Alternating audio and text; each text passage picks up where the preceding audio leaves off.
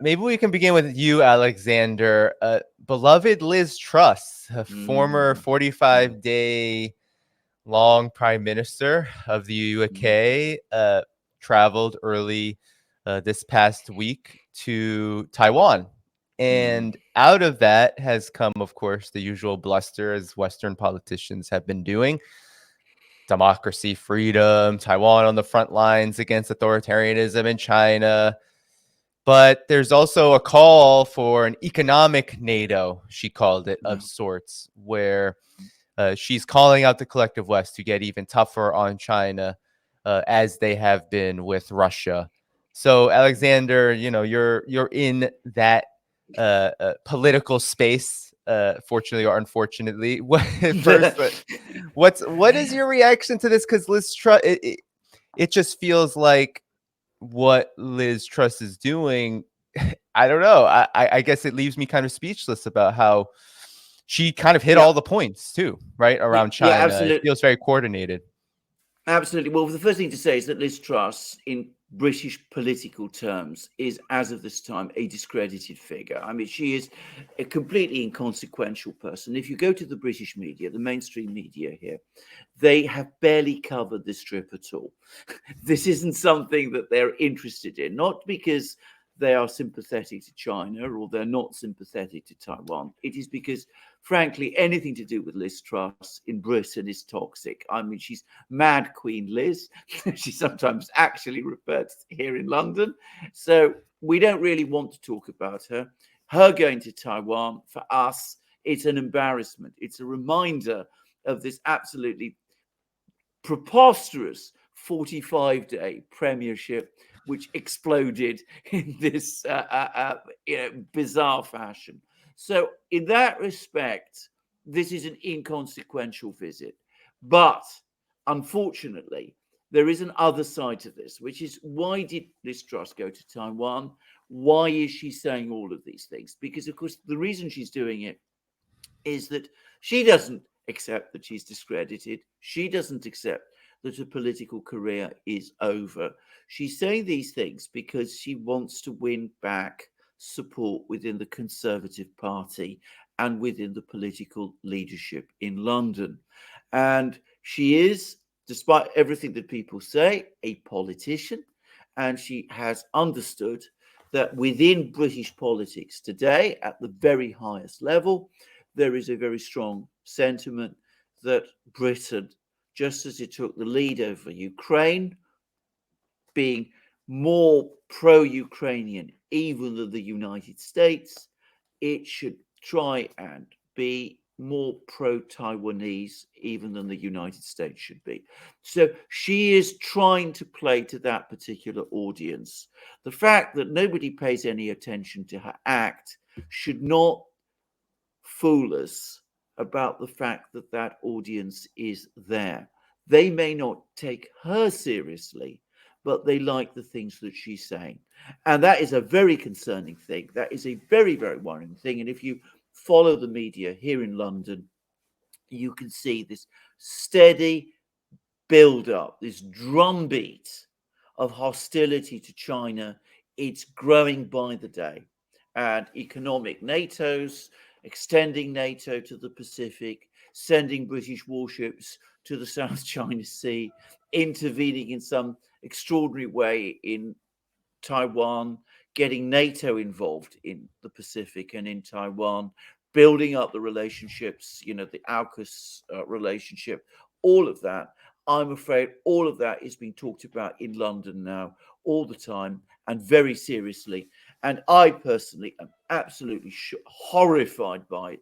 I think it's one of the most reckless and irresponsible things that one can imagine. Yeah, I mean, she gets a jump on the conflict in China, or the conflict with China over Taiwan, Project Taiwan, let's call it. She gets an early start on it, and she probably thinks it's going to do her political career good if she gets in on it early. She's been talking about expanding NATO for a while now. I think when she was prime minister, she was talking about NATO Asia and NATO to contain China and all of this stuff. Why Why did the Taiwanese give her a platform? I don't know. They should just deny her visa. Just you can't come here. Period. You can't come here. Yeah. That would be so much more constructive than having her visit Taiwan and try to stir up trouble. And that's what she's trying to do. At the end of the day, she's just trying to stir up trouble for her own political future, and because her NATO masters are probably telling her to go over there, go to Taiwan, stir up trouble, and you'll get some brownie points from us, and your political career will look a lot brighter with the Conservative Party. Probably told her something like that, and she's so dumb that she said, yeah, okay, I'll do it. I think Alex has just made a very good point, by the way. I mean, the fact that she was in Taiwan shows that the Taiwanese authorities are not particularly don't understand very well the politics in London, because if they think that they were hosting an important person in British politics, I can tell them straight away they are not. As I said, no one here takes Liz Truss seriously anymore. But that doesn't mean that this thing isn't concerning. As I said, the trend in British politics is concerning. And of course, the Taiwanese, even if they haven't quite got the correct measure of Liz Truss, they're clearly playing to it as much as they possibly can. And it's very bad for Britain. That goes without saying. But it's absolutely potentially disastrous for Taiwan. Yeah, and her rhetoric, she's doing what a lot of, Pelosi did it, and then, Tsai Ing-wen was in the United States, and a lot of European officials have been talking about, let me go on a jaunt to Taiwan to kind of poke China and anger China. But what Liz Truss said, it felt more just overtly supported for Taiwan independence, quote unquote, or like for war, really, because when U.S. readouts are very unremarkable and usually don't say much, but even in the way that, let's say, a Pelosi would speak about this, much more narrow, vague, but Liz Truss was hitting on all of these points directly provocative towards China. What explains the difference there? Because of course this is the U.S.'s game. It's the U.S.'s agenda in Taiwan, around Taiwan to poke China, be aggressive with China. But Liz Truss seemed to be very just intensely extreme on this, to a point, to something that is not generally, I would think, like kind of a regular occurrence. It seems pretty unique in that way.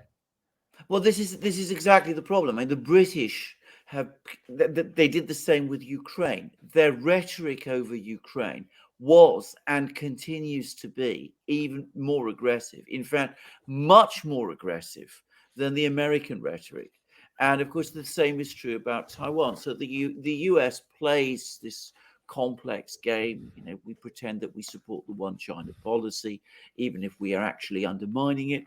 The British come out straightforwardly and say we support Taiwanese independence, knowing perfectly well that this is going to make the situation more tense, more difficult in the Pacific, might not even be exactly what Washington wants. Why do the British do it? The British do it because they sense that they are becoming marginal in international affairs. And I think that's the key point to understand.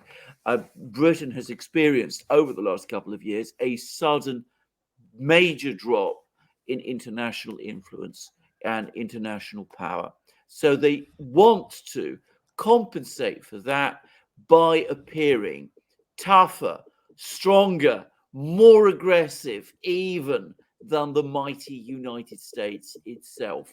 And they hope that they can involve the United States in a real crisis in the Pacific, just as in Ukraine, because that way they can then pose even more as the Churchillian strong guys who are pushing this thing further, even than the United States. So they're the people who are they're the strong, disciplined, heroic people. If the Americans wobble a bit, well, they need British steel to keep them going. To my mind, this is a ridiculous dangerous fantasy. If you see the state of the British military, there was a report that we would have trouble finding 25,000 men to put into the field. 25,000, less than Ukraine has deployed in Bakhmut to defend the town. So, I mean, 25,000 men into the field. We might not even be able to do that within a period of 5 years, finding all the equipment to supply them. Our premier aircraft carrier, the Queen Elizabeth II, its engines don't work. It's always breaking down. It doesn't even have fighter jets.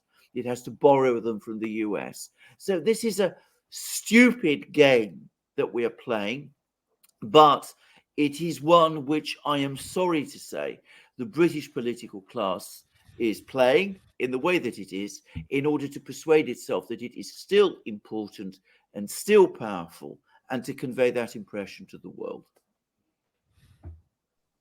Yeah, I mean, you know, what else can I add to that?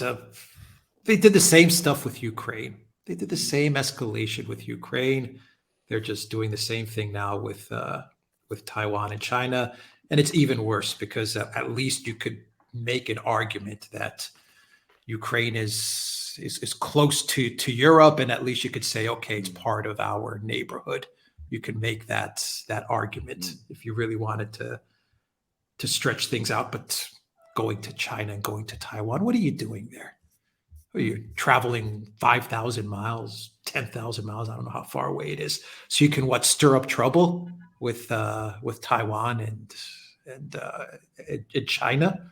Why? Why?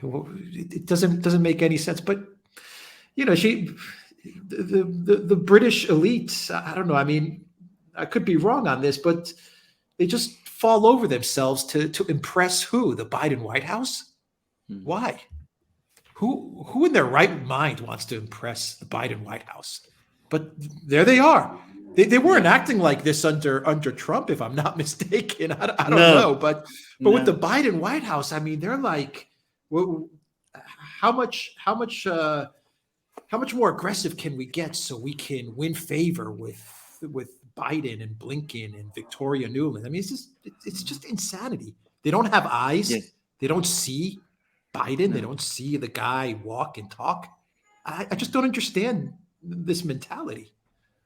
Well, I'm going to say, I mean, it goes back some time. I mean, I remember in 2017, when there was the siege of Aleppo, the British Parliament held a debate, and they were saying that, you know, we must launch an air attack to break the siege of Aleppo, even if the Russian Air Force is there.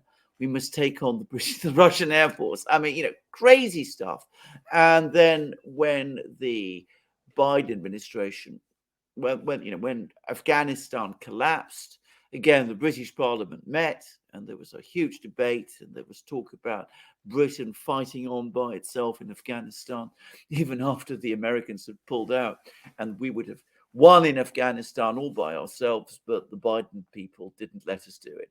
I mean, this is so detached from reality that it is shocking. And the problem is that in London, there is nobody in political authority who is prepared to come out and say that this is absurd. And it's all the media here repeat this nonsense. The political parties repeat this nonsense. They all want to pose, as I said, as if, you know, it's Churchill. Each one of them is Churchill. This is 1940 all over again. The British single-handedly are fighting China, single-handedly fighting Russia, and the Americans, well, you know, they'll have to come to our rescue because we're the people who are brave and good. It's a stupid, absurd policy, and it frankly embarrasses me as a British person. Can I just make one more point, Daddy? The real tragedy with Britain and all of this is that they had a golden opportunity after Brexit. Yeah. Fighting with Russia, fighting with China. They should have been doing business with Russia and doing business with China after Brexit. Boy, did they squander a golden opportunity. I mean, This is one of the greatest geopolitical fails in all of history. They got Brexit. They were out of the EU. They were open for business. And boy, did they ruin everything. I mean, what a fail the whole Brexit thing was. They just should have not gone through with it. If I had known they would have gone in this direction, I would have been pro Remain. I would have been like, just stay where you are, because I mean, it's like out of the EU into the US's arms, it seems like. But anyway, Alexander, I know you were going to say something. No, I mean, I think that's absolutely correct. But I think to a great extent, this extraordinary turn in direction is a product of Brexit, because, of course, the British political class overwhelmingly opposed Brexit. And, having had Brexit forced on them, they have gone, become collectively they're getting more and more extreme in what they do, because they don't want to carry out Brexit. They don't believe in it. It isn't what they were there to do. So what do they do instead? Well, they try to persuade the Americans, in spite of the fact that we've had Brexit and we don't know what to do with it, we're still a force to be reckoned with. So let's go after China. Let's talk about China and, the dragon in Taiwan. It's going to swallow Taiwan, this heroic democracy. And that will make us feel at least good with ourselves and persuade us that even though we've messed up Brexit and have disillusioned our people and our economies all over the place, nonetheless, we still matter. We're still important in the world. I wanted to ask, out of this Truss visit, I mean, do you feel like with, a lot of people have been speculating about Taiwan being like a Ukraine scenario, that the collective West, the United States leading it, is building up toward a similar situation? Of course, we can talk, forever about the particularities, the differences between Ukraine and Taiwan. But overall, it seems like a lot of people are picking up on there are similar preparations, and now there's been all kinds of leaks about plans to kind of spark a war with China over Taiwan from various places. You even have Jungle Joseph Borrell talking about things like this, talking about, being more aggressive toward China. And then Truss's visit comes as the G7 is meeting. As uninfluential as Truss may be, she sure timed that pretty well. So I'm wondering what your reaction is, or your thoughts are on building kind of a Ukraine-style conflict with China over Taiwan. Well, I think that's exactly what it is. I mean, if you read the rhetoric in Britain and indeed in the United States, far too many people now are talking about conflict with China over Taiwan as a given. It's something that they expect to happen. They don't just expect it to happen. One senses deep down they want it to happen. And the thing to understand about Ukraine is that Ukraine isn't about Ukraine. To some extent, it's about Russia. Ultimately, it's about China. China is what has spooked them, because the British, to some extent, the Americans obviously to a much greater extent, they've become accustomed for decades to thinking of themselves as the biggest, most powerful, wealthiest country in the world. Now they're confronted by a country which is potentially even more powerful than they are. Its manufacturing output, I've recently discovered, is greater than that of the United States, the European Union, and Japan combined. And this is very unnerving indeed. So you've got to find some way of reversing that. So you start a conflict in Ukraine because you think you can split Russia away from China that way, and you can deprive China of access to Russian raw materials, except of course it hasn't. So you've got to find some other way of hitting at the Chinese. So you're going to try and do it by create a crisis over Taiwan and hope that this time it does derail China in some way. Now, this is, in my opinion, irrational thinking. It is irrational and it is reckless. But if you read and listen to the way these people speak, you see that they are actually hungering for this conflict now. irrational and dangerous though that is in every respect. And just as they've underestimated Russia, they thought, a couple of sanctions on Russia and the economy there would collapse, like a pancake. They're thinking the same about China. They're talking every day. You read in the newspapers here now about the enormous problems the Chinese economy is supposedly experiencing. It can't, withstand the smallest sanctions blow. We are really the ones in the strong position. All we need to do is to take action, and of course, the Chinese will be exposed as the paper tiger that they actually are. And I think this is one of the. It is one colossal miscalculation on top of what was already a great one. I mean, they got Russia wrong. They're going to get China even more wrong. Yeah, I mean, I think they're absolutely gearing up for conflict with China. I mean, you saw it in the lead up to the conflict with Russia. It was the media narrative of Putin, the evil autocrat, and Putin, the dictator who poisons the Skripals and puts Navalny in jail, and all of these things about Putin that they were saying, and he's worth $500 billion. And they were prepping the whole war with Russia, and they were demonizing the Russian people via these crazy narratives about Putin. I think China is going to be an even easier sell, attacking, going after the communist Chinese who are coming after our position as the hegemon, as the world leader, and it's going to be very, very easy to sell to the public a conflict with China. Actually, I think it'll be easier to sell a conflict with China than it was to sell a conflict with Russia, and you can see it every day in the news. The communist Chinese, the evil Xi Jinping, the president for life Xi Jinping, and then you have the Uyghur narrative, and they've woven in so many different narratives into the China story that